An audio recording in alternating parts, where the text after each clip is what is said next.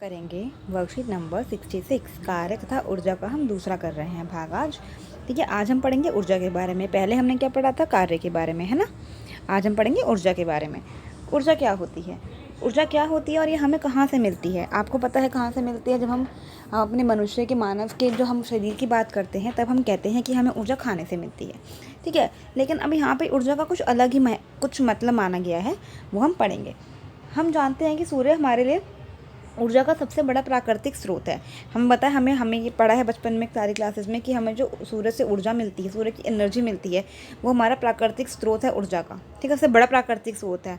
सारी जो हमारा काम कार्य होते हैं हमारे जीवन में, सब ऊर्जा सूर्य के माध्यम से ही होते हैं, सूर्य की ऊर्जा के माध्यम से ही होते हैं, इनडायरेक्टली और डायरेक्टली। हम परमाणु के नाभिक, पृथ्वी के आंतरिक भाग और ज्वार भाटा से भी ऊर्जा प्राप्त कर सकते हैं। हम परमाणु के नाभिक, जो न्यूक्लियस होता है हमारा, है ना, नाभिक के बारे में बताया था। परमाणु का नाभिक, पृथ्वी के आंतरिक भाग, पृथ्वी का जो हमारा अंदर का भाग होता है, फिर ज्वार भाटा से भी ऊर्जा प्राप्त कर सकते हैं। ठीक है, लेकिन विज्ञान में हम ऊर्जा को एक निश्चित और सटीक अर्थ देते हैं। कैसा अर्थ देते हैं, जैसे कि ये समझने की कोशिश करें। जब तीव्र वेग से गतिशील क्रिकेट की गेंद स्थिर विकेटों को टकराती है तो विकेट दूर जा गिरते हैं। ऐसा क्यों होता है, कभी सोचा ऐसा क्यों होता है। ठीक है, ऊंचाई से उठाया गया हथौड़ा जब लकड़ी की टुकड़े पर रखी हुई कील पर प्रभाव करता है तो वे कील को लकड़ी में ठोक देता है। ऐसा क्यों होता है। ठीक है, कभी सोचा है आपने ऐसा क्यों होता है ना। तो यही क्या होते हैं, यही सब क्या होती है, हमारी ऊर्जा होती है। ठीक है, अभी हम पढ़ेंगे अच्छे से। और किसी गुब्बारे में हवा भरकर उसे दबाते हैं तो उसकी आकृति में परिवर्तन होता है, क्यों। उपरोक्त सभी में वस्तुओं ने विभिन्न साधनों के माध्यम से कार्य करने की क्षमता हासिल कर ली।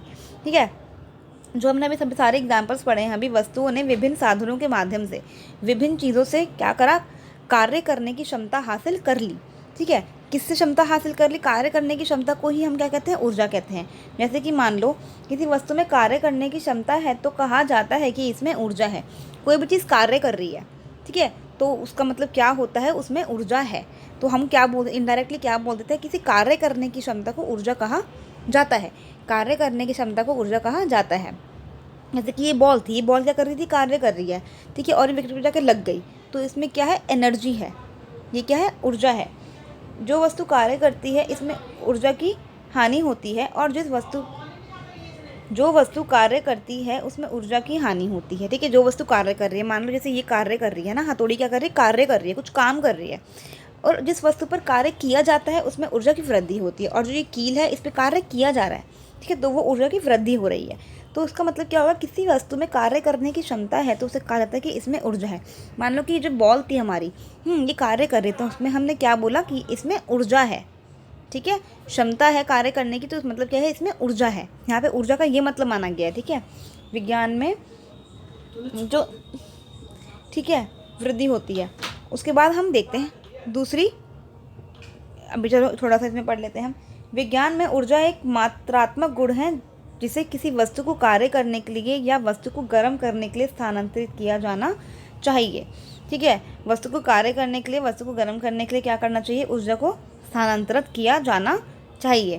ठीक है, जैसे हम इसमें स्थानांतरण कर रहे हैं, इसमें स्थानांतरण कर रहे हैं। जो हमारी एनर्जी इसकी थी, ऊर्जा थी बॉल की, वो विकेट पे लग गई, है ना, विकेट पे बॉल लग गई। ठीक है, उसमें क्या हो गया, एनर्जी की वृद्धि हो गई। किसी वस्तु में कार्य करने की क्षमता को ऊर्जा कहते हैं। आप, आई होप आपको समझ में आ गया होगा। अब हम दूसरी वीडियो में देखते हैं।